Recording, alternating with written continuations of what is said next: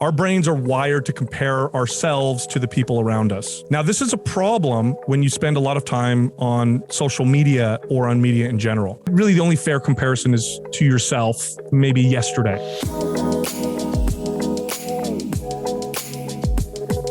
It's Sal Di Stefano. Welcome so much to the Better Podcast. I'm just thrilled to have you here. Yeah, thanks for having me on. And you said my name right. You're the first person that said my name right. Nobody ever says it right.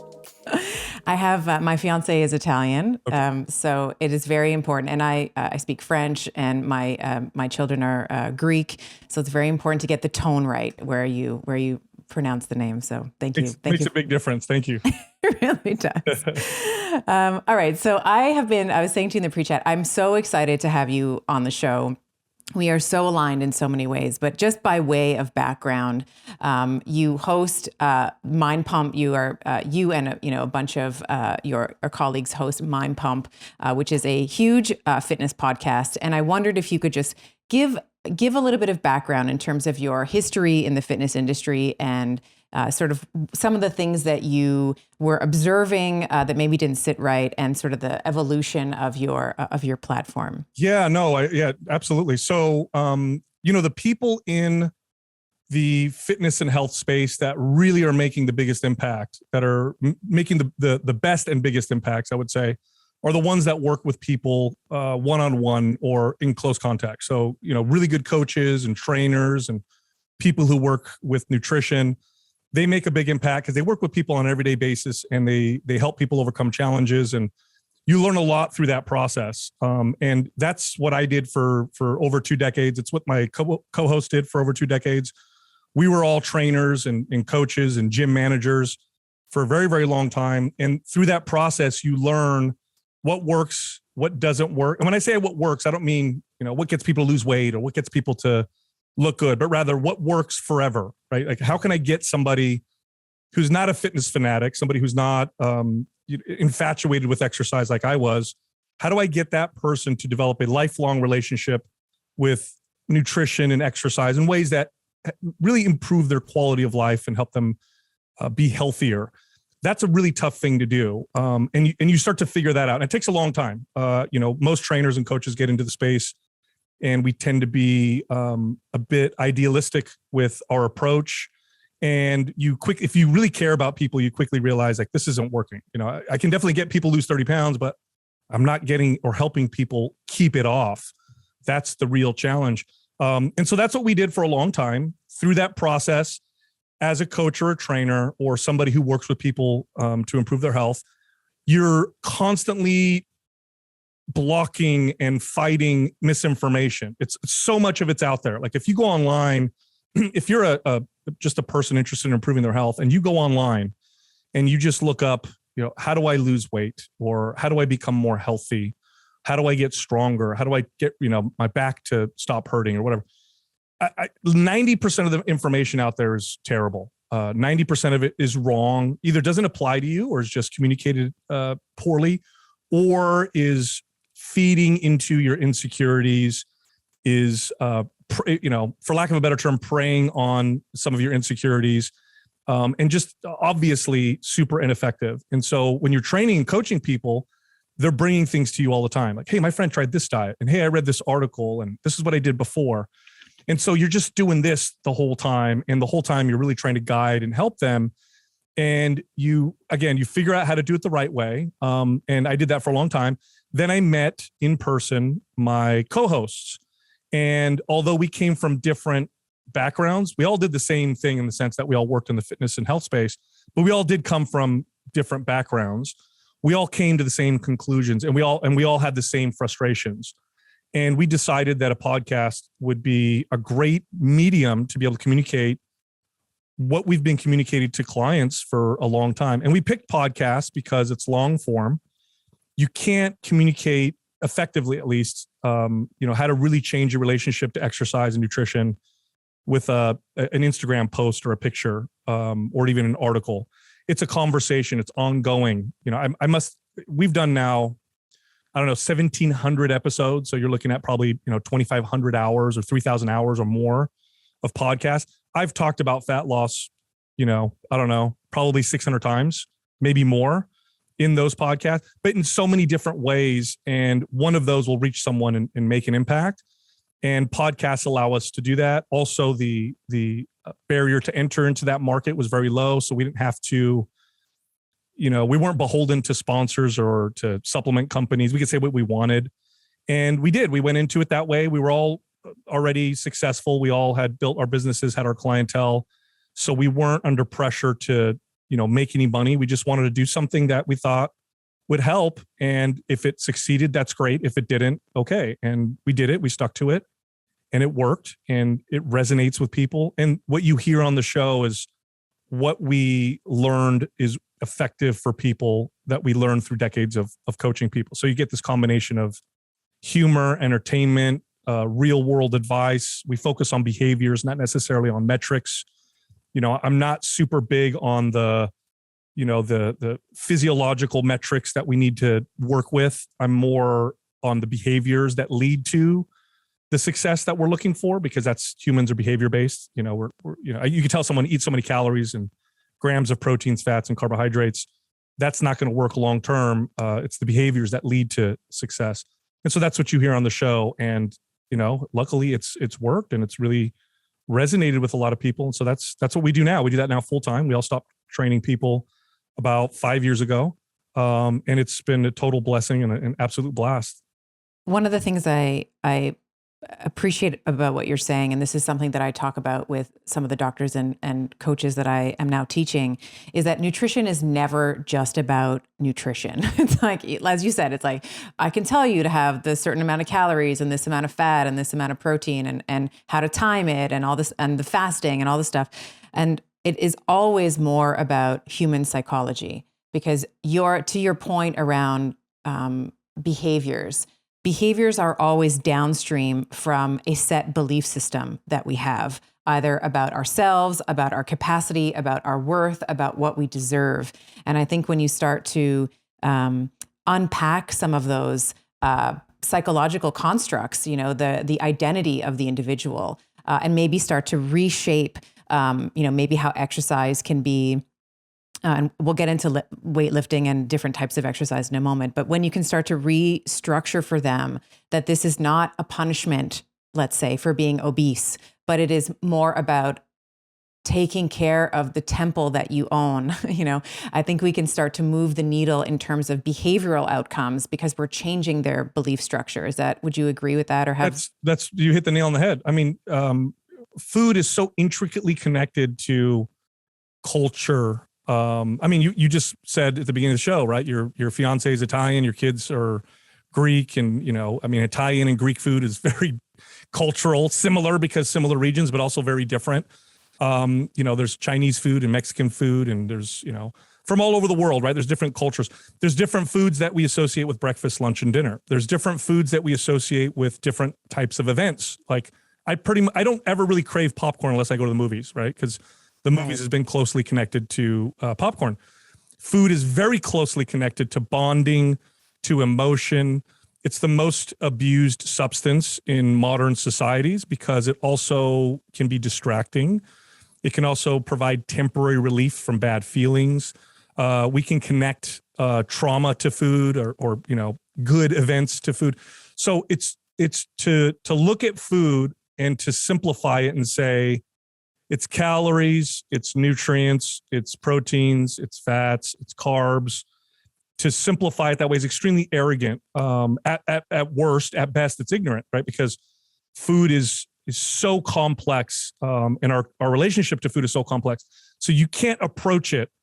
Now you need to know the information. So it's important to understand, calories and proteins and fats and carbs, and these foods do this for my body and those foods do that for my body. That's important to understand.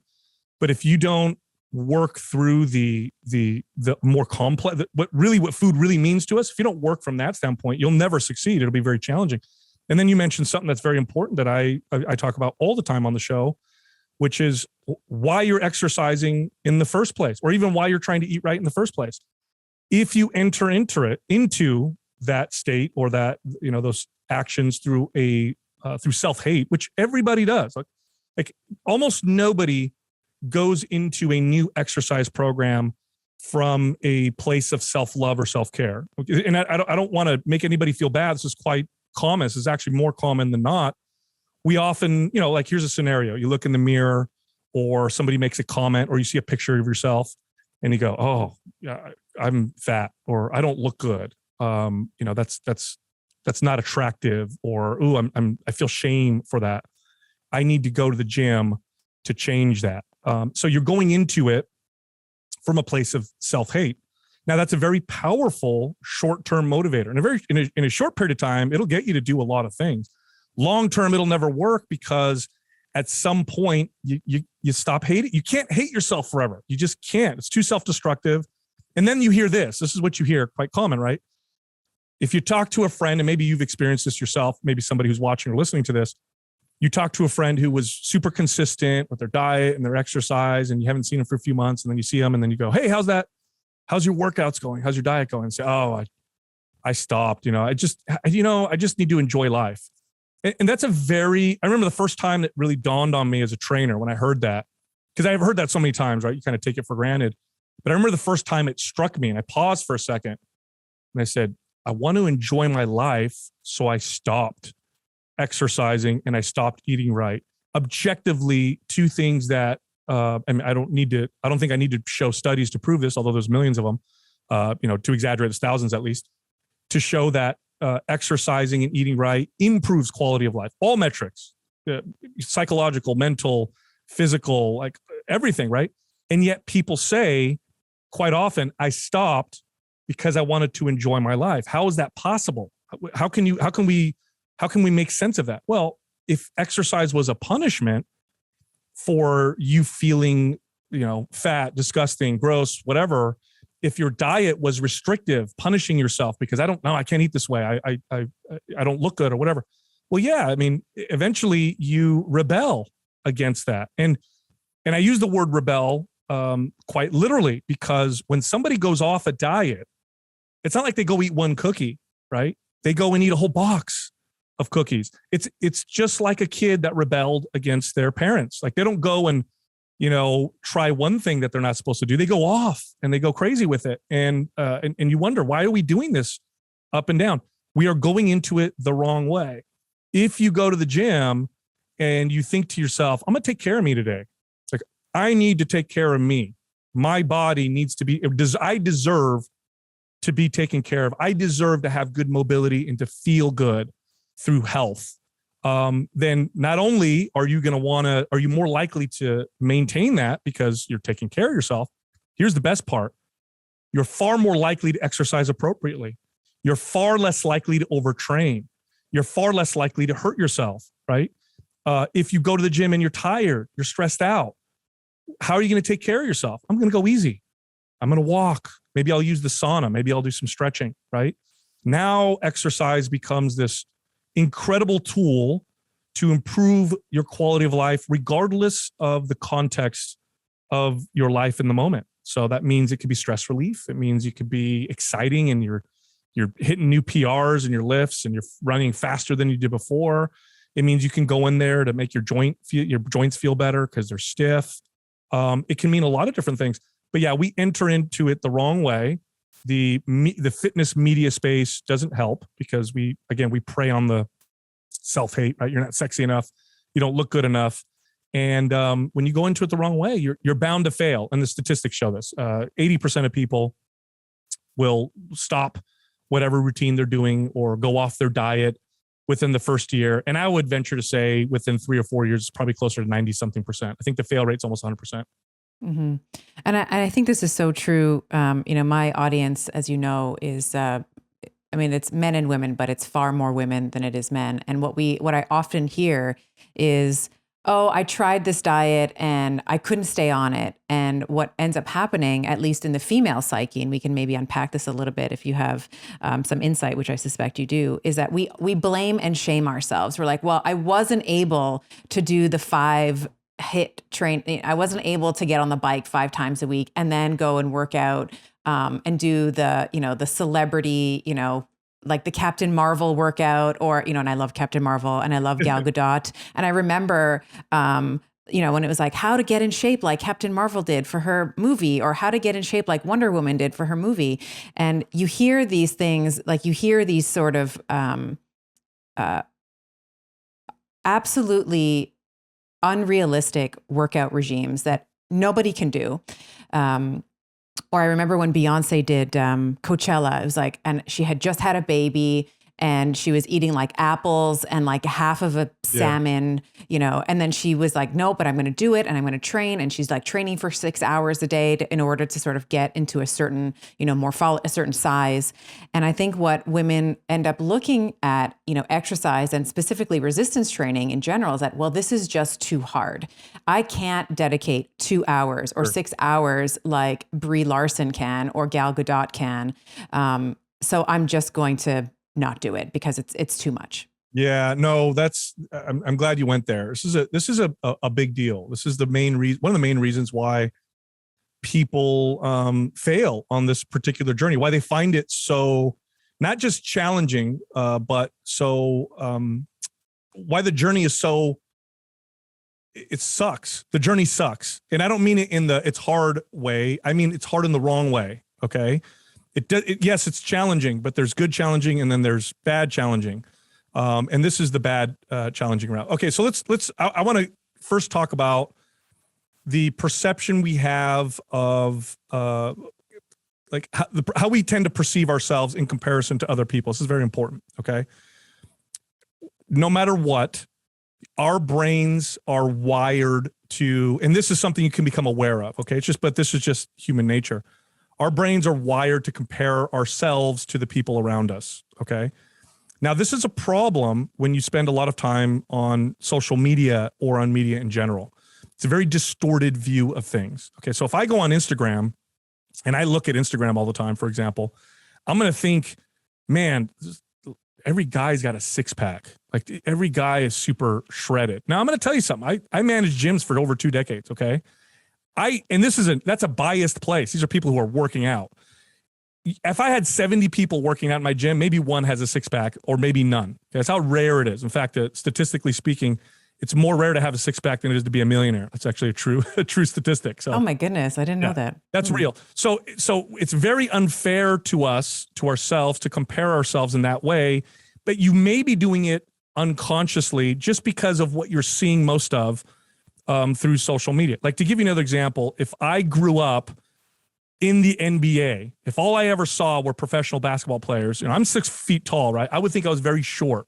Okay. Now the reality is it's very rare to see people who are 7 feet tall. Okay. But even that, let's even take a step back from that. It's really not fair to compare yourself to other people because you don't know what other people are going through. You don't know if that's even a real representation. And really the only fair comparison is to yourself, maybe yesterday. So we'll start with that. Number 2, let's go back to self-care. And I'm going to change this a little bit to make it easier, especially for any moms watching this right now. I'm a father. I have 3 children. And I have so much respect for parents. And mainly because I think if you really take on the responsibility of being a good parent, it makes you grow as a person and you really understand the action of love. And here's what I mean by that, right? Taking care of my child means that if they ask me for a cookie, most of the time I'll say no. Sometimes I'll say yes. Okay. Taking care of my child means I'm going to try and make sure that they're active because it's good for them, but I'm not going to chain them to a treadmill and beat them up with it. Right? I'm not going to do that to my kid because I love my kid. Why would I do that to my kid? And that's not going to help them, is it? Okay. Why can't we do that to ourselves? So why do I go to the gym? Why do I go and think to myself, well, the only way this is going to be good is if I punish myself and beat myself up. Well, first of all, you're not even taking care of yourself. You're just trying to punish yourself. Of course, you're not going to want to do that. Who wants to do that? Take care of yourself like you would your own kid. What does that look like? It's going to be very appropriate if you're honest with yourself. If you're not exercising now and you haven't for a while, is it 2-hour workouts every single day? Well, no, that's so inappropriate. Now, first of all, let's just talk about the physiology of that. That's ineffective. I'm going to tell you that right now. You're not going to get faster results working out that way. That's not how the human body works. The human body, first off, getting more fit burning body fat, building muscle, all the stuff that we want to do, those are all adaptations. It's an adaptation process. So if I exercise and I train with sufficient intensity, which is individual, okay, so sufficient intensity for somebody who's worked out for 10 years is different than someone who's just getting started. But sufficient intensity tells my body this is a bit of a stress. So what we need to do is we need to adapt so that next time this stress is not causing the same issues. Okay, so if you were actually, in fact, if you were to examine someone who is exercising, take their blood and, look at all the stress markers, it would look like it was bad. You'd be like, oh my God, look at the stress markers. Like, what's going on, right? That's because exercise is kind of has this kind of hormetic effect. It's slightly stressful. Your body tries to adapt by getting stronger and more fit so that next time it's no longer stressful. And of course, then you make it a little harder the next time. And this is how you improve. But if you overcome your body's ability to heal and then adapt, all you're ever going to be focused on is healing. Okay, because healing is different than adapting. So to use another example, if I got a piece of sandpaper and rubbed my palm raw, the first thing the skin on my palm would have to do is heal. It would have to heal the skin that was damaged. Then the second thing it would do would be adapt and maybe create a thicker layer of skin, eventually creating a callus. But if I rub too hard and I just keep rubbing, my body doesn't care about adapting. It's like, I got to heal. I got to heal. I got to heal. So here's what happens when people train too hard for their body.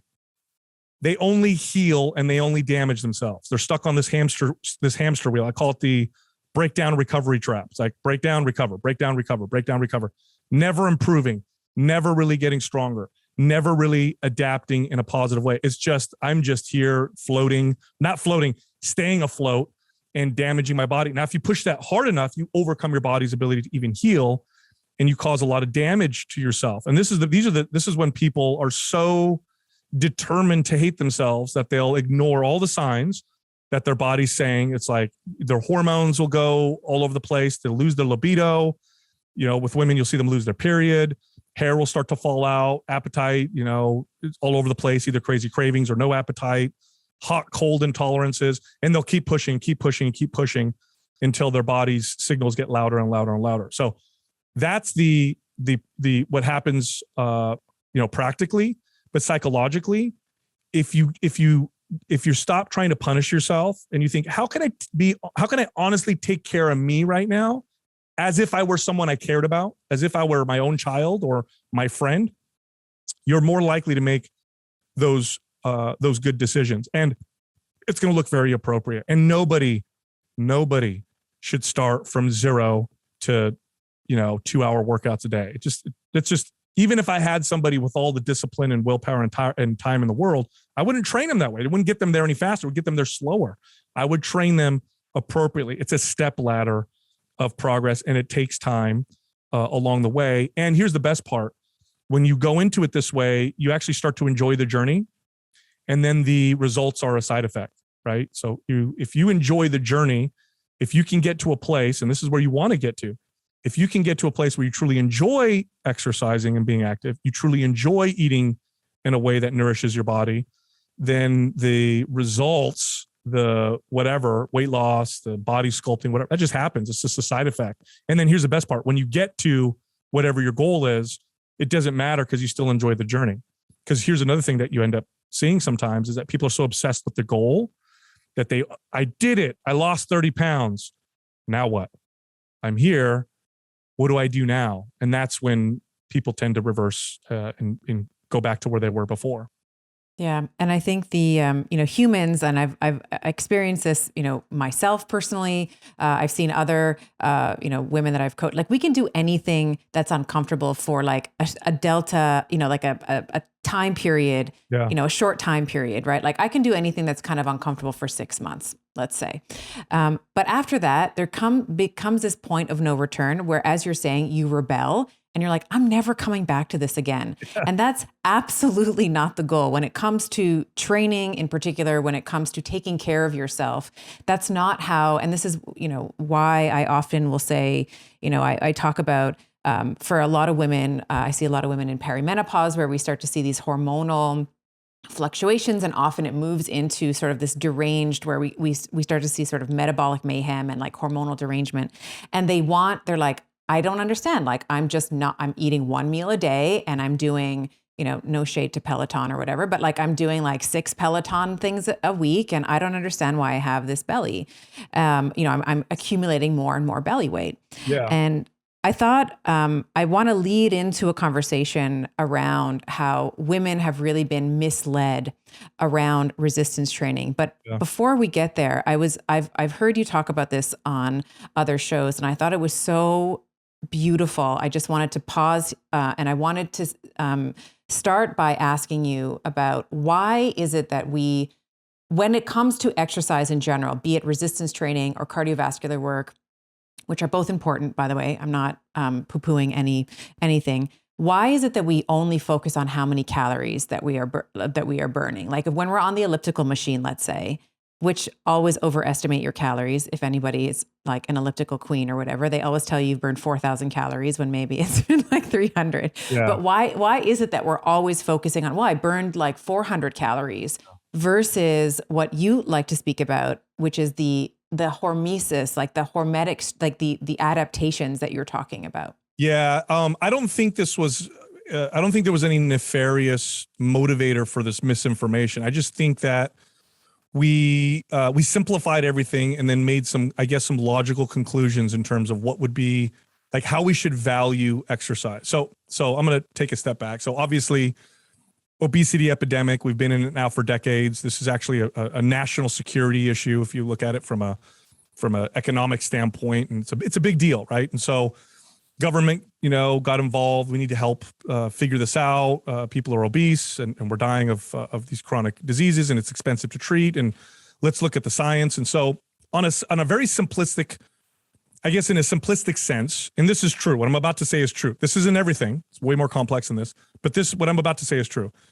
In order to lose weight, you have to burn more calories than you take in. So no matter what, that has to happen for weight loss to occur. Now it's way more complex. What goes into that can be very complex. But at the end of the day, if I'm eating 3,000 calories, I'm only burning 2,000 calories. It's a law of physics. The extra 1,000 calories will get stored as body fat. It doesn't just evaporate, and vice versa. If I eat 2,000 calories, burn 3,000 calories, my body's going to tap into stored calories to make up the difference. So we understood that. So then what we did, and here's where we made the mistake, is we looked at exercise and we said, okay, got to burn more than we're taking in. So with diet, eat less. What about exercise? We're going to look at exercise and figure out how many calories we burn while we do it. And that's how we're going to value exercise. Okay. Whatever burns the most calories, that's the most valuable form of exercise. And that's what we should encourage people to do. Now, I can see the logic there. Now, here's the problem. The problem is it completely ignores the most important factor of exercise, the most important aspect of exercise, which is how it gets your body to adapt. And then what does that mean? That's the most important thing, because that's what sticks around. That's what makes the big difference. The calorie burn, okay, is actually the least important thing. That's all the way down the totem pole in terms of values of exercise. And I'm gonna talk about a study here to kind of illustrate what I'm talking about. There's a famous study done with modern hunter-gatherers, the Hadza tribe in northern Tanzania. Now they live the way we probably did 30,000 years ago. Okay, they're hunter-gatherers, so no modern agriculture, no modern technology. They gather and they hunt, and they're very active compared to the average Westerner. I mean, the way you hunt an animal is you wound it and then you run after it until it gets tired and it dies, and then you take it back. And so that's miles and miles and miles a day, and they walk for miles a day, and they're just very, very active people. And so scientists went down and said, okay, through some pretty sophisticated testing, they tested their metabolic rates. How many calories are they burning on a daily basis? And at the end of the study, they were pretty shocked to discover that the modern hunter-gatherer burns roughly the same amount of calories as the average Westerner, the average couch potato. Now, at first you think, how's that possible? They're moving all the time. They're chasing down animals. They're trying to find food. They're walking after to find water. They're not on watching TV and movies and driving in cars. Like, how is this even possible? Well, if you look a little deeper, it makes perfect sense if you consider human evolution, right? we evolved for most of human history as hunter-gatherers. If you look at the timeline of modern humans, 90-something% of the time that we've been on Earth, we were hunter-gatherers, and our bodies adapted to become efficient with calories, because it makes no sense for a hunter-gatherer's body to burn 10,000 calories a day. You can't find 10,000 calories in nature. We would have gone extinct. So the body adapted to burn less calories. And that kind of activity, the running, the walking, the constant moving, tells the body to become more efficient with calories. It's an adaptation process. Same thing that lots of running would do. Now, running has its own health benefits, but if that's all you do and you do lots of it, and on top of it, you cut your calories, what your body does is it learns to burn less calories. It learns to become more efficient. It does this through a couple different ways. The most obvious one being muscle pairing. It actually brings muscle down. And you'll see this in studies. You'll see that people who do lots of cardio with calorie restriction, let's say they lose 10 pounds, 5 of it will come from muscle. Now, the body's not burning muscle. It's paring muscle down. It's adapting. It's making its calorie burning engine smaller so that it can match the calories coming in. That's what your body's always trying to do. It's trying to match what's coming in. Now, there is a form of exercise that does the opposite. Strength training, resistance training, okay? Strength training and resistance training, although in an hour of, you could train like a bodybuilder for an hour, you're not going to burn nearly as many calories in that hour as you will going on a run or a bike ride. That doesn't matter. What matters is the adaptation. What strength training does is it tells the body, we need muscle, we need strength. The side effect of which being a less efficient metabolism, and metabolism that burns more calories. And so when you do something like that, you actually teach the body through adaptation to have a faster metabolism. Now, in modern societies, okay, now 50,000 years ago, you don't necessarily want a super hot, fast burning metabolism. That's a liability. I only can find 1,500 calories a day. I don't want a metabolism that burns 3,000 calories. But we live in modern societies where food is very, very easily accessible, hyper palatable, very convenient. We don't move much on top of it. Fast metabolism is an asset. Like if I could snap my fingers right now and boost everybody's natural metabolism by 50%, we would solve the obesity epidemic, right? We would see incredible progress in health. So strength training does that. It speeds up the metabolism. It's almost like, it's funny. I had a listener write in. They're an investor, and they said, when you talk about muscle and strength training, he's like, that's how I talk to people about money. And I said, what do you mean? He goes, well, you can try earning money, or you can take your money and then invest it so that it makes money for you. He goes, that's what it's like when you build muscle. It's burning calories for you. So, oh yeah, that's exactly what it's like. So we've been led down the wrong path to look at exercise as calorie burning and to completely ignore what those adaptations are. And then to take it even a step further, you brought up that a large percentage of your audience is women. Women have been lied to the most by the fitness industry. There's 2 reasons why. Women are the consumers. We know this. For most markets, women are the largest consumers, so they're going to get marketed to the most. And number 2, gyms had to figure out how to get women in their doors when historically they were places where guys hung out when they first started out, right? Like gyms were not friendly to women. It was just dudes. And what we knew about them was, the beach muscle movies of the 50s and 60s, these big dumb bodybuilders. And then, then you had pumping iron. And I was going to say pumping iron. Yeah. Yeah.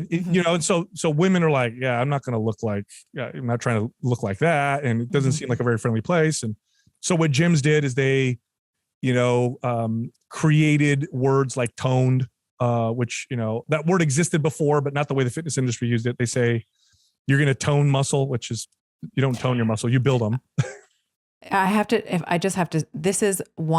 This gives me I get a little twitch when I hear that word, because this is not the way that we describe like muscle. Either you have, when we talk about tone, you're actually commenting on the neurological health. Yes. So you either can be hypertonic, hypotonic. That's tone. It's tone of the nervous system, usually the peripheral nervous system, but it can also be axial as well. It can also be central. I hate this word toned when we talk about women, but like in terms of communicating to, anytime I've ever tried to say, well, that's actually a way that you describe nerves, people are like, what? That's not what I mean. I want to look like the girl on, Shape magazine or whatever, or Oxygen or whatever it is. Yeah, because building muscle sounds like, oh, I don't want to look like Arnold Schwarzenegger, right? So they created this word toned. Hey, ladies, come to our gym. Don't lift heavy. Do 5,000 reps with 2-pound dumbbells and do all of our classes and get on the treadmill, and you'll build toned, lean muscle or long, lean muscle, which that annoys me too because long, yeah. Can't make your muscles longer. I hate to tell you, can't do that. Attachments are unless you surgically remove. And I don't recommend you do that. So, they did this, right? And I remember as a trainer, by the way, when I first became a trainer, I was a kid. I was 1997, and I walked into the gym that I worked out at, and I finally turned 18. I was old enough to be a trainer. I applied. I got hired, and I remember going into the women's area for the first time, because they had a women's area with machines. And I remember even then, as a kid, thinking how ridiculous. It was the same machines that they had in the regular workout floor. The difference was the upholstery on it was pink. That was the difference. And the dumbbells only went up to 10 pounds and they were also pink.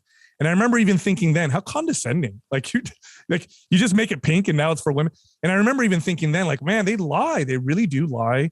Yeah. And they do it quite effectively. No, women should not be afraid of lifting weights. You're not going to build huge, massive muscles. What you will do is speed up your metabolism. And through the process, here's my favorite part. And I love communicating this. When you send signals to your body to adapt, and your body and everything is working and it's adapting in whatever way you're telling it to, it organizes its hormones in a way to do so. So what do I mean by that? If I tell my body to build muscle and I feed my body appropriately, so it's got the building blocks to build the muscle, and I'm not under too much stress, and I'm getting good sleep, so everything's good. As a man, what my body will do is say, okay, we're ready to build muscle. What hormones build muscle? Testosterone. What other hormones can help? Growth hormone. What else? Let's become more sensitive to insulin, right? In women, you see a balance of estrogen and progesterone. You see cortisol balance, right? Happening better, because high cortisol, not very good for muscle, right? Low cortisol, low energy. You get this nice balance, right? So your hormones actually, because everybody's trying to get this youthful hormone profile. How do I get my youthful hormones, right? Well, here's what you do. One of the easiest ways to do it is get your body to build muscle, because all the hormones that do that and all those hormone profiles that do that are the youthful ones that go into building muscle, and you end up feeling that way. You end up feeling better. Now, on the flip side, I talked earlier about how just tons and tons and tons of cardio plus calorie restriction will cause the body to pare muscle down. Your body will also do that in the opposite direction. If I tell my body to pare muscle down, it's going to organize its hormones to do so. In men, lower testosterone. And you see this in studies. In women, higher cortisol, imbalance of estrogen and progesterone, right? You start to see the hormones organize themselves in that way. By the way, when your body's trying to become more efficient with calories, it also starts to learn how to store body fat better. It actually starts to become a better fat storage machine. So if you train the wrong way or you use the wrong approach, what you'll actually end up doing is this. And I'm about to illustrate what probably 99% of your audience has probably felt before, right? You're ready to lose 30 pounds. You jump on the treadmill, you cut your calories, lost 10 pounds real fast. Oops, I plateaued. Okay, now what do I do? I know, more cardio, less calories. Oh, lost another 10 pounds, plateaued again. What do I do now? Oh, can I do more cardio? All right, I think I can. Can I cut my calories more? I think I could get down to 1,000 calories. Oh, now I'm down to 30 pound weight loss. I'm eating 1,000 calories a day and I'm running 6 days a week. I can't maintain this. This is crazy. And I'm miserable. And it sucks, right? Yeah. Now, if you do it the other way, like I'm talking about, if you fuel your body properly, do some strength training, the weight loss is a little slower. And part of that's because you may be losing some fat, but you also may be building some muscle. By the way, if everybody watching this lost 10 pounds of body fat and replaced it with 10 pounds of muscle, they would be smaller. Muscle is I think it takes up something like a quarter less space than body fat does. So you'd lose a quarter size, right? And you'd weigh the same, right? But if you did it the right way, you would notice that your fat loss snowballs. And this is a very realistic thing. I've had this happen quite a few times with clients. At the end of your weight loss journey, you're eating more than you did when you walked into it. And now you can maintain that. Like how much easier is that to maintain, right? It's a lot easier. One of the things I wanted to add what you just said was testosterone for women as well. Like we often will say, estrogen is sort of like phenotypically female. And of course we do have more relative in terms of our concentrations with, versus our male counterparts. But we often disregard testosterone in women. And, as you were saying, it's involved in, maintenance of our muscle. It's involved in libido. It's involved in mental health and clarity. And when we talk about these, women, in particular, the women that I, cause I'm in there, like I'm in my mid 40s. So I have, women in perimenopause that are like, how do you not have hot, and how do you, how are you living your life? And so that I can maybe emulate that. What we don't consider for women is the brain effects, let's say, as well as the physical effects that testosterone has in the body. And one of the more natural, of course, you can always have TRT, which is like, still controversial for women, and maybe a separate discussion. But one of the natural ways to improve libido, for women who are in perimenopause, some of the things that I'm often told is like pain during sex, or even at, when testosterone is really low in women, like painful orgasms, like it's very, very uncomfortable for that tissue to contract. So I think it's also really important as a natural means for improving our testosterone levels. And as you're saying, I promise you're not going to turn into the Hulk. Like I competed in figure competitions, before I had my boys. And like my goal was hypertrophy. Like I was like packing on the plates I wanted to get big, and I was working at it several times a week, long hours in the gym. And of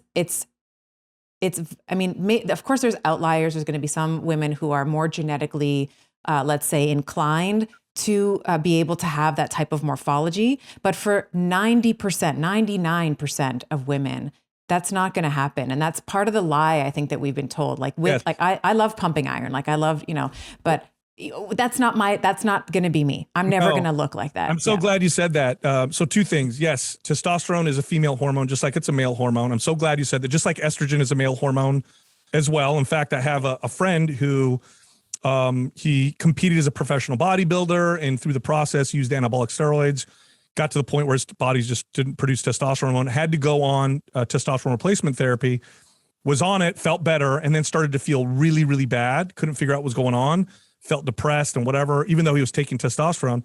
Got checked. His estrogen was too low because he was also taking an estrogen blocker, an estradiol. And the doctor's like, you need your estrogen to be higher. So same thing for women. The right balance of testosterone to estrogen is going to make you feel great. No testosterone makes you feel terrible, just like it does in a man, just like no estrogen in a man would make him feel terrible. Now, to what you were saying about building muscle, I'm gonna just hammer that home. Okay, I talked earlier about like if I lived in the NBA and saw everybody there, I'd think everybody was 7 feet tall. Okay, in real life, I'm gonna ask you a question. In real life, forget watching a professional basketball game. I'm talking about you go to the grocery store, you go to the gym, you go to the airport, whatever. How many times in your life have you ever seen someone that's 7 feet tall? It was one time, and I met Kareem Abdul-Jabbar, okay, who is an NBA. You remember it because it was so rare, right? In your entire life, you saw somebody just once, that's 7 feet tall. Okay, that's how rare the muscle building genetics of bodybuilders and female bodybuilders and male bodybuilders are. So, if there's a spectrum, way over here you have musculoskeletal issues, medical issues, like people that have to get treated because they're just not well. And way over here, you have the genetically gifted muscle builders akin to people who are 7 feet tall. Okay, super, super rare. Okay, most everybody is in the middle. Okay, meaning no matter how hard you train, I tell you what, you can even take all the steroids you want. You're not going to look like a professional bodybuilder. That's a true story, right? That's how rare those genetics are. So don't worry about that. In fact, if you are that person with those super rare genetics, you probably don't even work out and you look like you lift a lot of weights all the time, right? That's not you.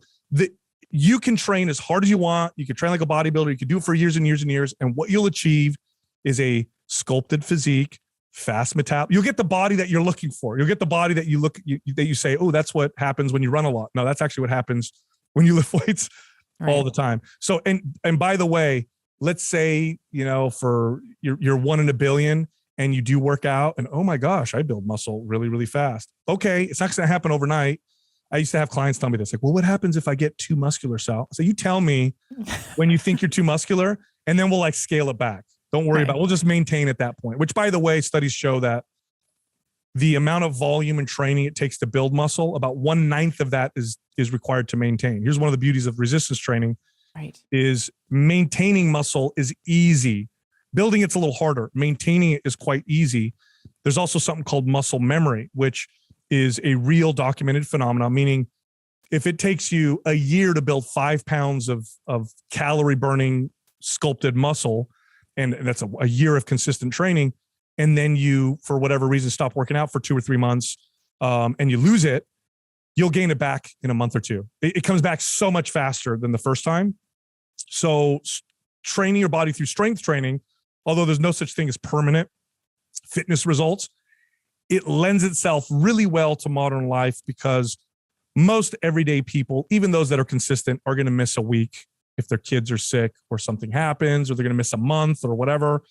It's the results stick around much longer and they're easier to come back. So it's just really, really good form of exercise for the context of modern life. It's really, really effective. And you don't need to do a lot of it, by the way. The average person, for what they're looking for, 2 to 3 days a week will get you very far. Like that's it. 2 to 3 days a week, you'll get the metabolism boosting, you'll get the sculpt, you'll get strong, like you'll feel amazing. You don't need to do it all the time to get great result. Now, if you want to, eventually you can, but 2 or 3 days. I mean, I had no clients that I trained more than that. Maybe like a few, and these were people that eventually became trainers. But most people, 2-3 days a week, consistent with me, and they were just like so happy with the success they had. Let's double click on some of the, maybe we'll call them off target benefits of training. And I was saying this to you in the pre-chat before we started recording. We're talking about building a physique, sculpting, like in a state of muscle hypertrophy, healing your metabolism, helping your hormones, which are all amazing. And I think why maybe 90% of people might be interested in strength training at all. But one of the unexpected gifts, I'll say, that strength training in particular has given me is the mental health benefits. So my ability to focus, my ability to regulate my emotions, sleep, of course, is part of that conversation. And I think that it's not discussed enough. I'm super happy to talk about, like, one of my questions that I want to ask you is, why women seem to, and, maybe we can say it's culturally, why we seem to perseverate on fat loss. Like, can we do fat loss and muscle building at the same time? Like, that's one of the most common questions I get asked. And I'll ask you that in a moment. But before we get there, can you speak a little bit about some of the brain benefits, some of the central nervous system benefits that we can impart through something like a regular strength training regimen? Yeah, you'll gain a lot of wisdom by asking somebody who's been consistent with exercise for over 10 years. If you ask them the following question, why do you still do it? What makes you do this all the time? 9 out of 10 of them will say, oh, it's the mental benefits. Like, I do it because I love it. It makes me feel good. Like, almost none of them will say, oh, I like the way it makes me look. I like to be ripped or whatever. After you do it for a long period of time, that's what you really start to value, because that's what you really see. That's where you really see the value. It's quite tremendous. Okay, the brain is a part of the body. So a more fit, healthy body means your brain is going to be just physically healthier. Muscle is very insulin sensitive. So one of the easiest ways to improve someone's insulin sensitivity is to have them gain a little bit of muscle. In fact, there's studies on the severely obese where they don't even have them lose weight. They just gain a little bit of muscle. And you see these great improvements in insulin sensitivity. Well, the brain really benefits from this tremendously. I mean, there's researchers that will even refer to dementia and Alzheimer's as type 3 diabetes, right? You see improvements in cognition with people who have dementia when they go on a ketogenic diet, probably for that reason, probably because of their body's, I guess, either inability or lack of efficiency in using, glucose as energy, right? So that happens physically as well. But I think there's a lot more psychological stuff that's happening. Exercise, number one, changes your relationship to pain. Okay. So I've been doing this for a long time. I've been working out for a long time. When I work out, I feel the same pain as a beginner, maybe even more pain than a beginner does. It doesn't bother me nearly as much though. because I've developed a relationship through practice with pain. How does that carry over into everyday life? I mean, you tell me. When you learn how to be comfortable with pain that's not like really hurting you or going to kill you, it makes a lot of things a lot easier. Doesn't mean you don't feel it. It just means it changes your relationship. Here's another one: acceptance. Okay. Body acceptance, or just accepting yourself. I'm going to tell you something right now. If you work out long enough, you will learn the hard lesson of acceptance, because you will learn you're never going to look like that person who's perfect. You will learn, man, I'm never going to, get 20-inch arms, or I'm never going to be able to run a mile in, under 6 minutes, or I'm never going to get, look perfect, because that's impossible. But you still stick to it. So eventually what happens is you accept, this is me. This is who I am. This is what I do. You also learn how to persevere through failure. Now, what does that mean? Well, I don't care who you are. You're going to suck at any exercise you do the first time. You're going to suck at it the first 100 times that you do it. Okay. Well, if you stick to exercise long enough, you learn to embrace the fact that you suck at something. You actually start to embrace the fact that you can get better at something. Does that carry over into everyday life? Oh, you absolutely. What about the discipline, right? What do I mean by discipline? Just the consistency, just this is what I do, and I do it no matter what. And I modify it depending on how I feel. But for the most part, I show up and I do this. Does that carry over into everyday life? Absolutely. I used to love, my favorite demographic of people to train were people in advanced age. I used to love people in advanced age because they were so wise and I would learn so much from them and they got so much from exercise. But my second favorite demographic were kids. I loved training kids, under the age of like 17. Now, it wasn't because they were fun to train. I'm going to be honest with you. Training kids is a pain in the butt. It's really hard. It's hard to keep them focused. You got to entertain them half the time. And it's much more challenging. You got to be on your game, right? As a trainer. So you can't kind of relax while you're training a kid, but it's rewarding because you see the development in their personal development through exercise. Like I remember one time, I'll never forget this. This was actually I want to say my second or third year as a trainer. So I was still new, still young. And I had these parents come in with this kid. He was overweight. He was 15 years old. And he got his parents to take him to the gym and was interested in maybe starting to work out. And he was so shy and really didn't speak up much. And I could tell the parents were very supportive. And, at one point, the kid, I could tell he almost got emotional because we were talking, because I asked him his goals and, why he's here. And he had brought up that, he wanted to wear a t-shirt at the pool party that he went to. And I could tell he's getting emotional. So I really wanted to train this kid. So I did. I started training him. And I remember, I don't know, it was a couple months into training.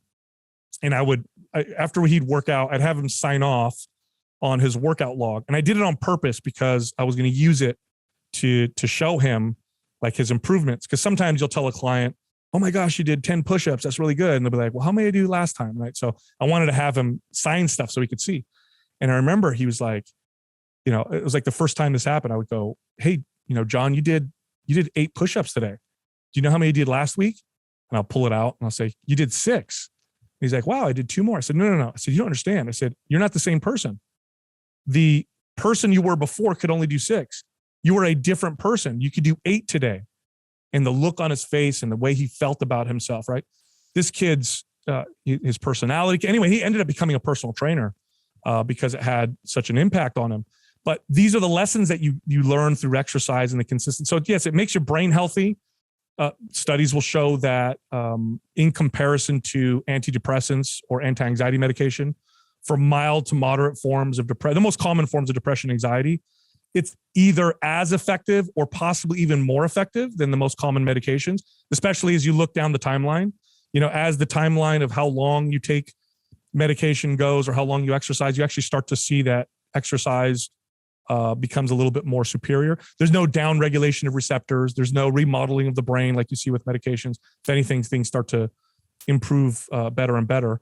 And then again, just the self-care aspect, the relationship to pain, the dealing with the fact that I suck at this exercise, but I do it anyway, the body acceptance, all those things make it such an incredible, it's the sneakiest, and I mean this in a positive way, it's the sneakiest, most unassuming form of personal growth that I can think of. And I say sneaky because nobody goes into it thinking that way, right? They don't go into it thinking, it's not like a motivational course or like a spiritual practice where like, I'm going to become a better person. They're like, I'm just going to lose weight and get in shape. But then they stick to it long enough and you're like, oh man, this is making me just a better person just through the process of, what you have to do in order to do this. So it's to me, I'm not shocked at all when I see the studies that come out that say, I know that and we're behind, but it's starting to catch up. I know that our medical system is now considering exercise as a form of therapy for depression and anxiety because it's just so damn effective. As they should. Yeah. As they should. So it's not shocking to me. I mean, I've seen this for years. It did it for me as a kid. That's why I started working out. So those mental benefits really are incredible. And if you go into it from a point of self-care, you'll do it in a more appropriate way. Once you really start to notice those mental and psychological benefits, the physical results take care of themselves because now you're doing it. You enjoy it. It's something that's working for you. You feel good. Wow, I'm taking care of myself. And then next thing you know, you're like, I'm leaner. Oh yeah, I look better. Oh, I feel better. But that's actually what's more important is the fact that I enjoy what I do and that I'm taking care of myself. And that's the place you want to get to for long-term success. Yeah. And I have so many women that will say, I trust myself again. Yeah. Like I've made like this appointment with myself. It's every morning at 7 a.m. And for me, I've also noticed like I have an appointment with myself like 4 to 5 times a week. I have, I've since the pandemic, blah, blah, blah. I have like my own home gym. I don't go to the gym anymore. And to your point around discipline, like I have average genetics, but I have above average discipline because that has been the gift I think that resistance training for so many years has given me. And yes, I started, maybe similar to you. Like I was like, I want to look good in a bikini in the summer. Like that's why I started the training. But I'm in it now for some of these health benefits because I need to be sharp and I need to be on and I need to be able to focus on what you're saying, for example, right now. And I have to be thinking about what's the next question? Where is this conversation? All of those different things that I think, when you're thinking about aging well, which we're all like every minute, we're kind of, we're all getting older, but how do we want to, there's conversation around like lifespan extension. And while I think that's interesting, I think it can be controversial. I think like, how can we actually live, like, even if I only make it to 73 or 77 or whatever it is that, females are projected to like the average, how can I make those 77 years like freaking awesome? Yes. And part of that is a big part of that is my training regime. Yes. Speaking of which, right. I remember I used to train a lot of surgeons at one point because I had a studio that was next to a hospital. And I trained one, and then they started referring to friends, and I would train all these surgeons. I loved asking them questions about, what they did and who they worked with. And I remember hearing this comment from one of my surgeon clients, and he said, here's what happens to the older population. They break a hip, and then they die of pneumonia. And I remember going, what? He goes, oh yeah. It goes, once they break a hip or a bone, then you see this rapid decline in their health, rapid decline, in just their total well-being and their mental health, right? Strength training buffers against a lot of that. It's actually there's nothing more effective at building bone strength than strength training. Nothing comes close to doing it. Building strength, building muscle, building bone, maintaining mobility. But we talked about acceptance with exercise. I'm going to tell you, here's the key. And this is, I think, the key to aging. Because I don't care how fit and awesome you are with your exercise and diet, you're going to get older, you're going to get wrinkles, you're not going to look the same. You're eventually going to have to learn to accept that as well. And that's, again, one of those lessons that you get from exercise. And then talking about women, I'll tell you, and I didn't get this until I became a little older. I had a client that I trained later on in my years. She was a very accomplished executive, very successful, very petite woman. And she'd never worked out with strength training, but she'd always done things like yoga and classes. And so she came and she hired me as a referral from a friend, and we started strength training. And she had gone off on a business trip. She would go off on business trips quite often. She comes back and she's just beaming. And I'm like, what, Kelly, what happened? Like, why are you seem so happy? She goes, I feel so empowered. So what do you mean? She goes, well, I have this carry-on luggage that I take with me. And she goes, and I'm small. And she goes, and every single time I have to put it in the overhead compartment, I have to ask a dude to help me lift it. She's like, I did it myself. I lifted it up. I didn't even think about it until I sat down. I said, oh, I did that all by myself. Strength, especially for women, is incredibly empowering. Men take this for granted. We're just naturally physically bigger and stronger. But as a woman, when you're stronger and you can do everyday things and you don't have to ask a guy to do it for you, that's a very empowering. There's almost nothing more empowering than feeling strong and able in your body. Strength does that. Strength will do that for you. So if you're a lady and you're watching this, if you get stronger, watch how you feel, watch how you walk around and do things and carry things. It's a pretty good feeling. One of the things that pops up in my everyday life is on my fiance's side, there's, they're Italian. They like to make their sauces every year, like the tomato sauce. They do it in the garage and they have all the things. We do the same thing. Okay. So and then at the end, of course, they boil the jars like to seal them. And of course, now I have, I don't know how many hundreds of jars of sugo, of tomato sauce in my pantry. And I don't even think about it. I go and I open up the tomato jar and all these little things like the overhead compartment. One of the things I like to test when I had a physical practice, I would test a woman doing, we'd have a whole intake and a whole process, but one of them was grip strength, because that's one of the biggest predictors of longevity. And that's kind of what I'm talking about when we're talking about opening up a jar of tomato sauce, or how long you can hang, let's say, like how long you can just dead hang. And then the other is push-ups. So I would always say push-ups, but not on your knees. Like just maybe it's just a me thing, but I hate that those are called women's push-ups. It's like a push-up is a mother effing push-up. It's on your toes. That's how we do them. And I'm okay if that's a progression, like that's an intermediate, as you're starting out, if you've never done it before, certainly get on your knees, but the goal shouldn't be to stay there. The goal should be to move towards your toes, because we want to, especially for women, upper body strength is a big thing, as you were mentioning. So let's talk a little bit about strength, because often, and I sort of pre-framed it a bit before, I'll have women say to me, I want to lose fat. Like I want to lose weight. They say I want to lose weight. What they really mean is I want to reduce my total my adipose tissue. I don't want to lose brain weight or bone weight or whatever. One of the things that I have found really helpful is shifting the focus away from weight loss or fat loss. We can certainly focus on it, but I like to focus on performance. I like to focus on like the PRs that you were talking about with your teenager who did, like, you're a different person now because you did 8 this week and like last week you did 6. Can you talk to some of the maybe reframes, psychological reframes maybe that we can be speaking to our, at least female patients, but certainly anyone, around, yes, maybe fat loss is an admirable goal to work towards, but can we also add in a few other objectives, a few other lifestyle objectives, like being able to put the overhead compartment, or the other one that I like to do is like, can you stand up from a seated position, like on the floor, without using your hands? Because I think about my life and I want to be the favorite grandmother. Like that's that's what I'm working towards.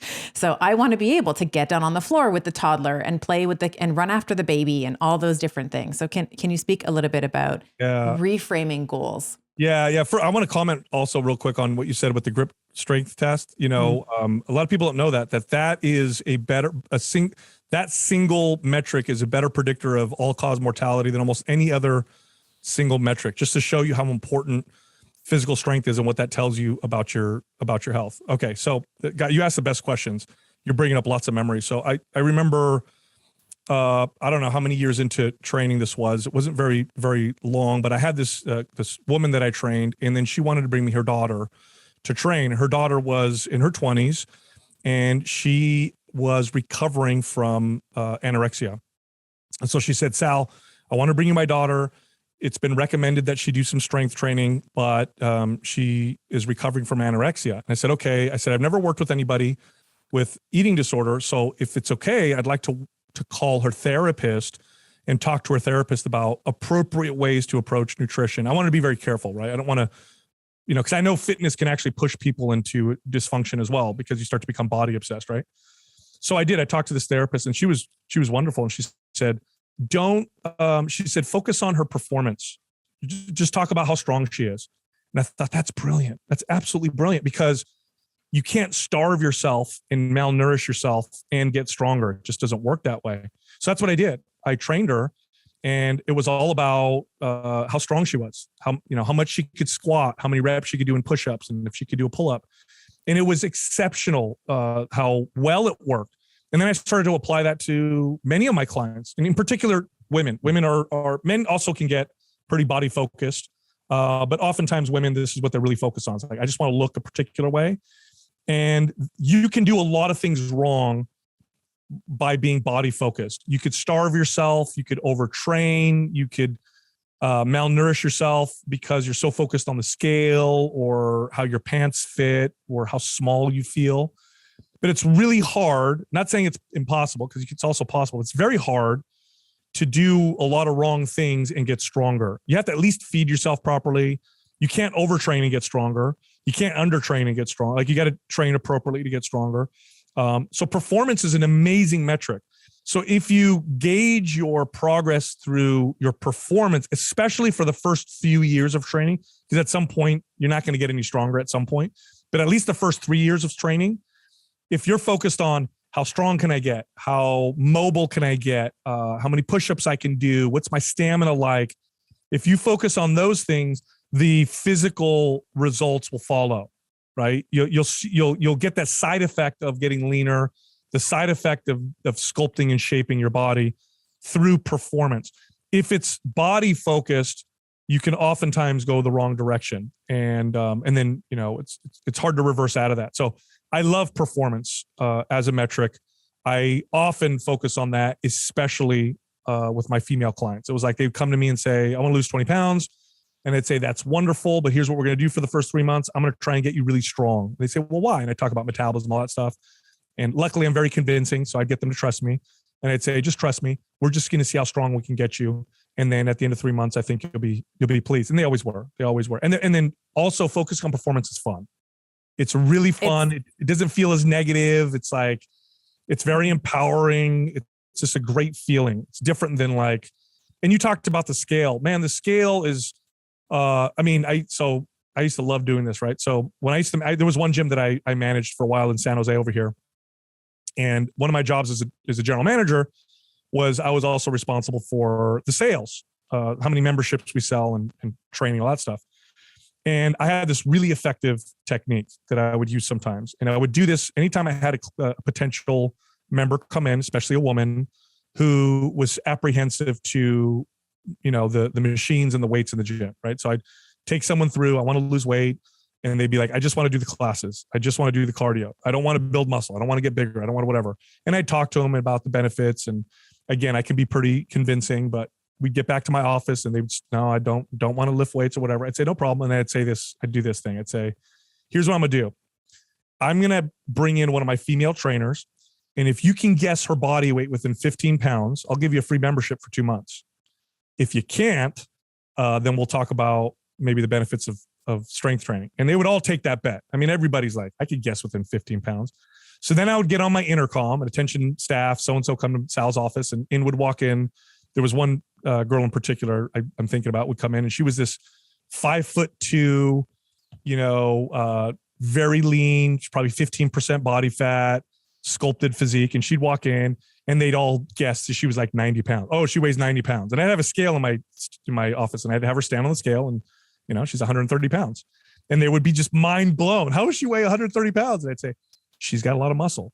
Its muscle does not take up a lot of space." And then I would add the cherry on top, and I'd say, "Can you tell this person what you eat on a regular basis?" And she'd say, "Oh, for breakfast, I had, 4 egg omelet and 3 slices of sourdough toast. And then for lunch, I had a burrito from Chipotle or whatever." And they would be blown away. And I'd say, "Her metabolism's on fire." Like that's where we want to get with exercise. But yeah, the chasing performance is a great way to build a good relationship with exercise. It's a great place to start. Yeah. And I think even just, one click further with the strength, like, it's really empowering as a woman. Like, there's been times, and I've never said this publicly, but I'll share it with you. And I'm sure I'm going to get someone's going to write me an email about how inappropriate this is. But there's been times where, like, me and my fiance, maybe we'll go to, we'll go for dinner, and then we'll go for a walk after. That's sort of what we like to do: eat and then walk around the area. And there's been times where we'll be looking at the people that are passing us on the street. And as a woman, I remember once saying to Giovanni, my fiance's name, I said, Gio, I could take, like, if I met any of these guys in an alley, like, it wouldn't be my wallet. That would be like, I would be so fine with seeing, like, 80 to 90%, maybe the taller guys, maybe the height disadvantage, whatever. Sure. But I think that there's something really wonderful about strength in a woman. And yes, I'm never going to be as strong as you, right? I don't have the testosterone profile, etc.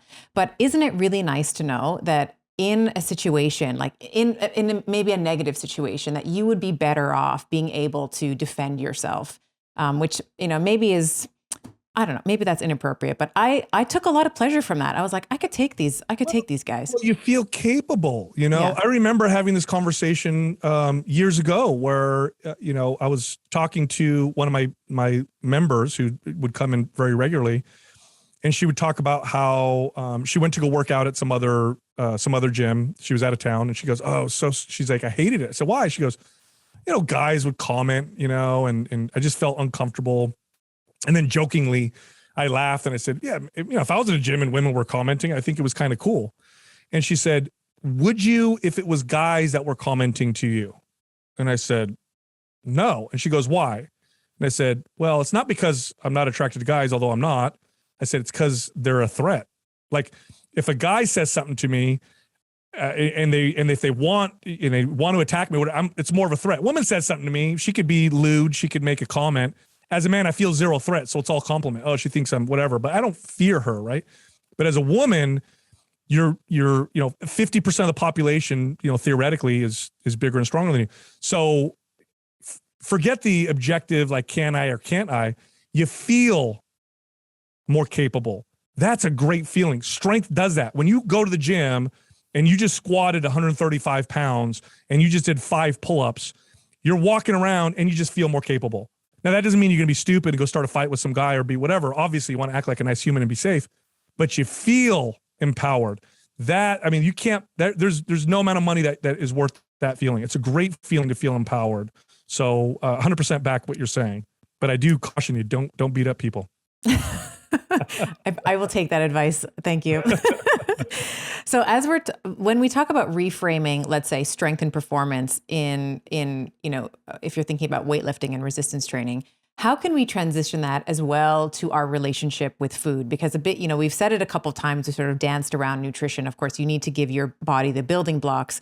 And so often it's this punitive, like, I have to lose weight, so I'm going to, have some sort of calorically restrictive diet. And, like, if there's one hill I want to die on, it's to get women off of these freaking 1,200 calorie diets. Like, I'm okay if you're about to do a show and, like, you've been training and you're, this is like you're dieting down and there's a reverse diet on the horizon. But I have had so many women come to me that are like, I've been doing 1,200, 1,100 calories for decades. I don't know why I can't, and now I'm 45 and now I'm gaining weight. I don't know why.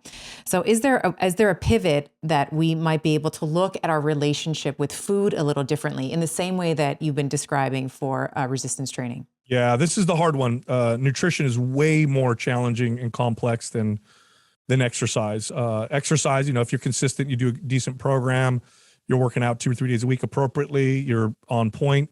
Nutrition's with us, our diet's with us all day long. And as I said earlier in this, in our conversation, there's culture attached to it and emotion and behaviors. And so this is much more challenging.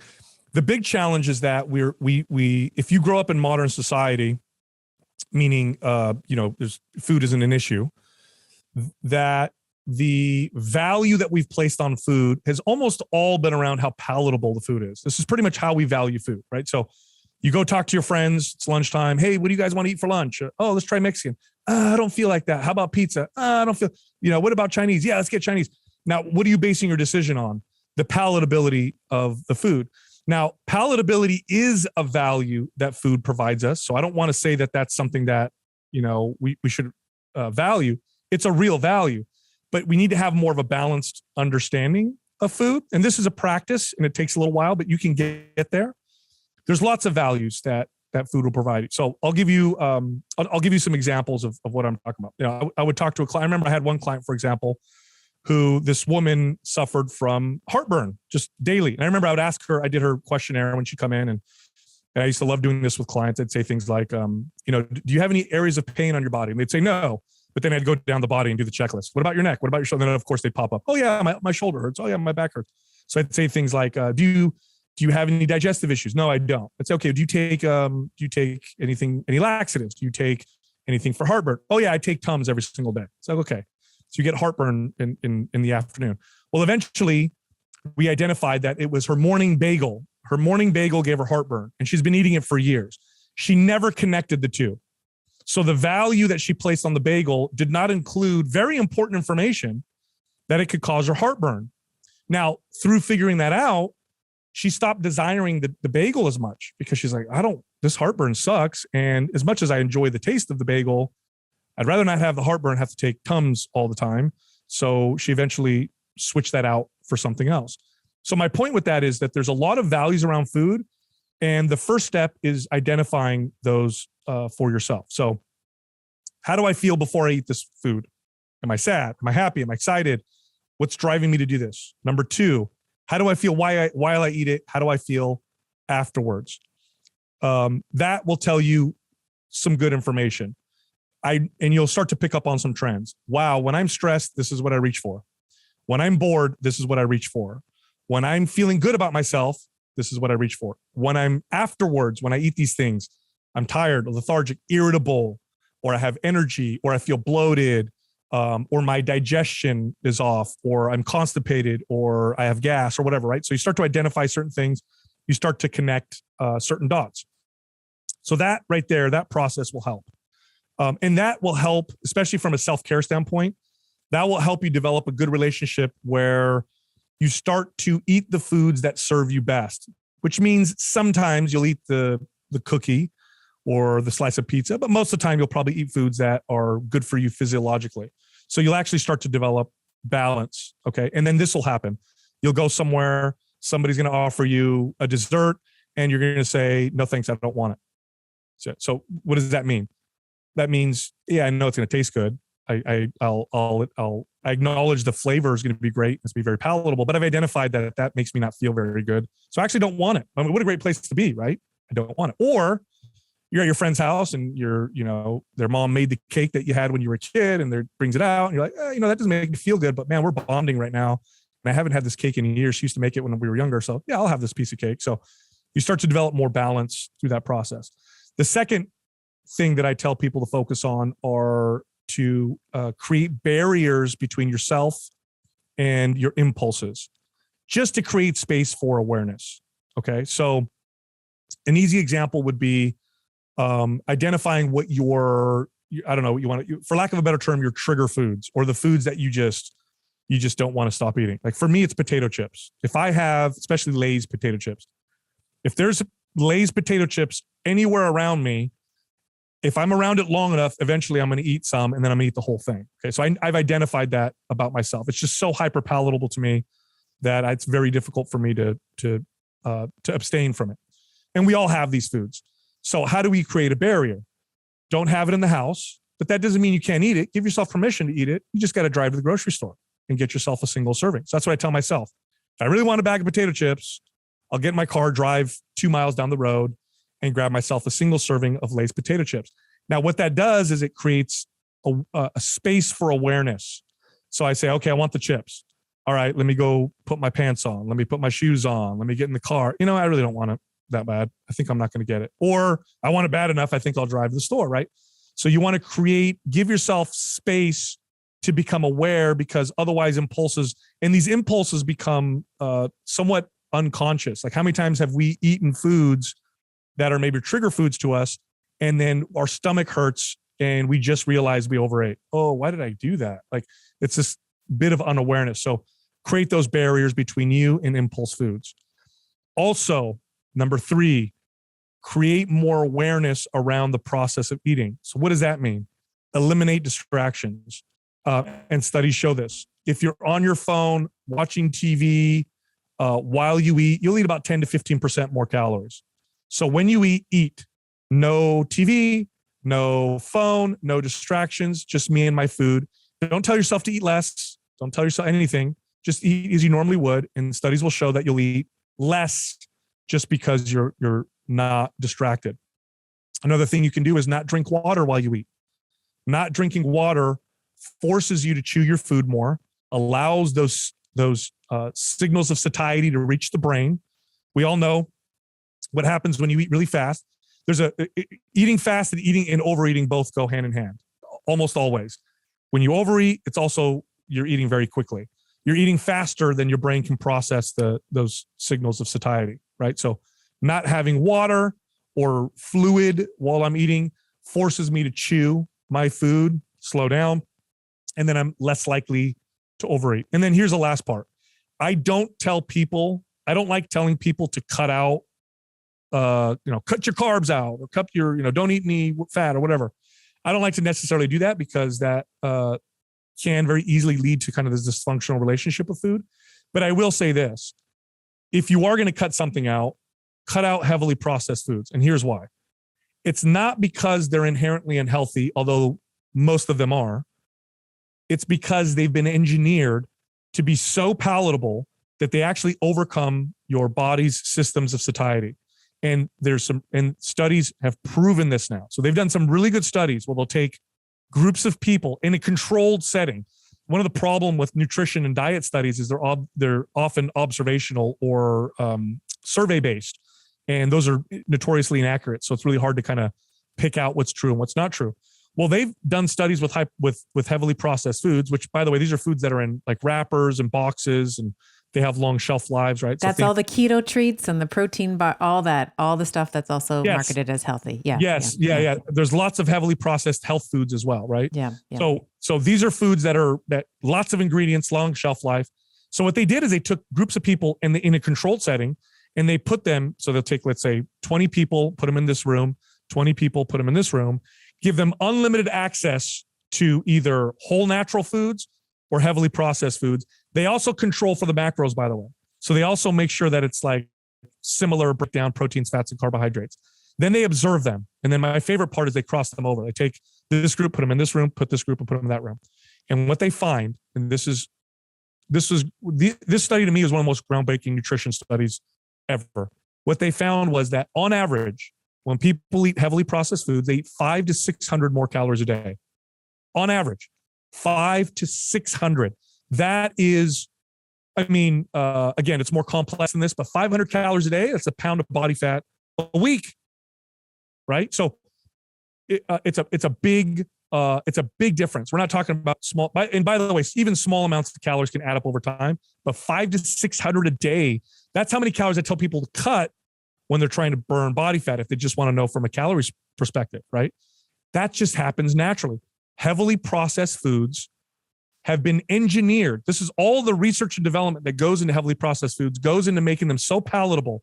And it's a combination of things. It's the flavor, salt, the texture, the sound it makes, the residue it leaves on your fingers, the smell, the color of the bag. Like they have really scientists have done a phenomenal job at making these foods so palatable that by the time your brain registers that you're full, you've exceeded how much food you've needed by about 500 to 600 calories. And just to hammer this home, a large family size bag of Lay's potato chips contains about 4 to 5 potatoes. So if I gave the average person 5 plain baked potatoes, no salt, no butter, just plain potatoes, and said, eat this in 30 minutes, most people would not be able to do it. They would gag after the second one, right? But those same people could probably eat the whole bag of Lay's potato chips. And the Lay's potato chips has more calories because of the oil. So just to give an example, right? So one thing I used to do with clients, I used to love doing this, is I would say, rather than telling them to cut calories, because often that would backfire, I would say, I want you to eat as much as you want. I just want you to not eat heavily processed foods. So eat as much as you want whole natural foods and just do that. And then they would trust me and they'd do it. And then they come back and be like, oh my God, I'm losing weight. What's going on? What's the magic with whole natural foods? You're actually eating less. You just don't realize it. But I'm so full. Yeah, I know. That's what happens when you don't eat foods that are engineered to make you overeat. I think that's such an important message because we're all sort of looking, I think, in this sort of world of Uber Eats and Amazon Prime, we're looking for our body to show up in 24 hours or less, right? It's like, let me just order it on the phone and it'll be here. And I think that all of the constructs that you're talking about today are about playing the long game, which is like I was saying, anyone can do anything for a short amount of time. We can all restrict. We can all have sort of a calorically restrictive. We can all do the cardio. We can all be miserable for about, let's say, 6 months or whatever the time is for the individual. But this is all about playing the long game, which is where I think it's at, where I like to play anyway. It's the only game. There is no game other than the long game. I'm telling you right now, look, if you want to lose weight and gain it back and then some, don't do what I'm saying, right? If you want to lose it and it never come back, you want to deal with this anymore, do what I'm saying. This is the only way. I'm telling you right now. The other option is to have an epiphany. Good luck with that. Like, epiphanies don't happen. They're rare. And if they do happen, it's like, I had a heart attack. I almost died. Now I need to change everything. Otherwise, it's what I'm talking about. It's behavior modification, and it takes time, and that's okay. Be kind to yourself, be empathetic to yourself, and just allow it. Just follow this process. It works.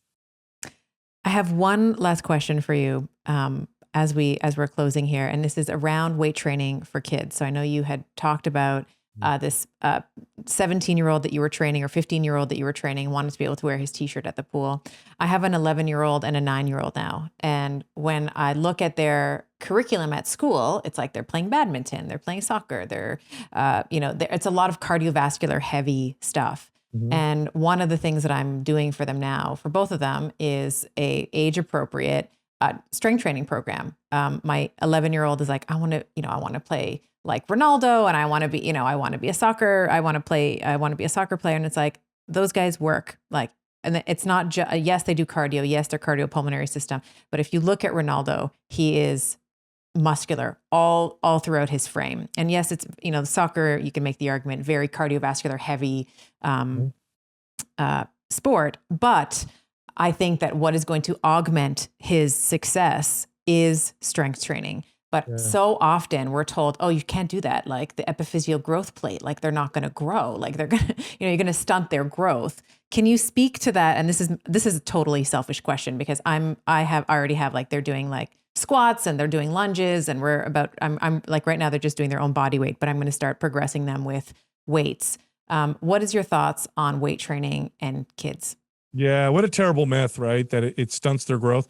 The amount of weight that a kid would need to lift to damage their growth plates is more weight than kids are going to ever be able to lift. So not going to happen. You're not going to stunt their growth. All the benefits that adults get with strength training, kids will get as well. Of course, the caveat is it must be appropriate. They have to have control. Kids have less control of their body than adults. So like doing an overhead dumbbell press to a kid, you'll see it kind of all over the place. So body weight, closed chain movements tend to be very, very good for kids. Teaches them body control and they get stronger. So like pull-ups and push-ups and, trying to stand on their hands and, that kind of stuff is great. I love suspension trainers for kids. They think it's really fun. They're closed chain. Again, it gives them body control. It's all strength training, right? Remember, strength training is using resistance in a way to build muscle.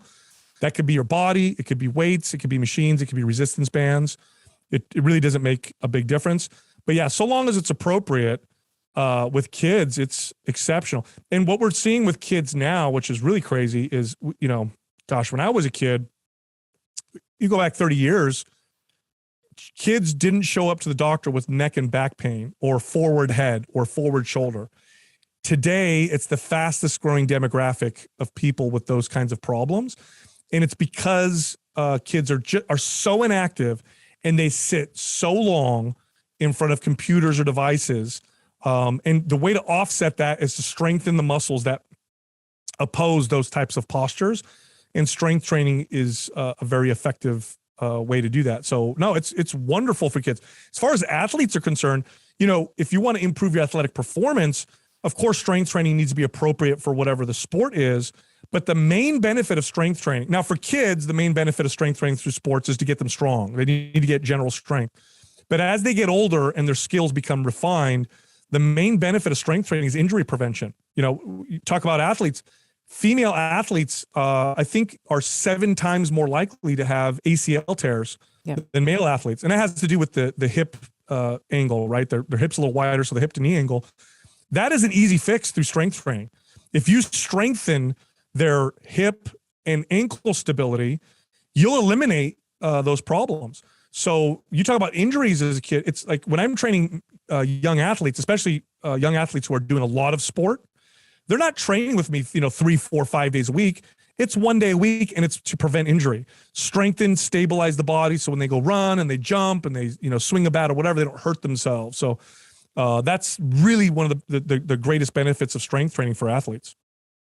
Sal, I just blinked and we've gone like 90 minutes. I feel like I could talk to you for a really long time, and I'm just thank you so much for coming on and sharing your wisdom. If people want to learn more about you, plug the podcast. We actually didn't get a chance to talk about your book, but plug your book and where people can find you. So the book is The Resistance Training Revolution. You can find it anywhere that you can buy books. So Amazon, Barnes & Noble, Target, wherever.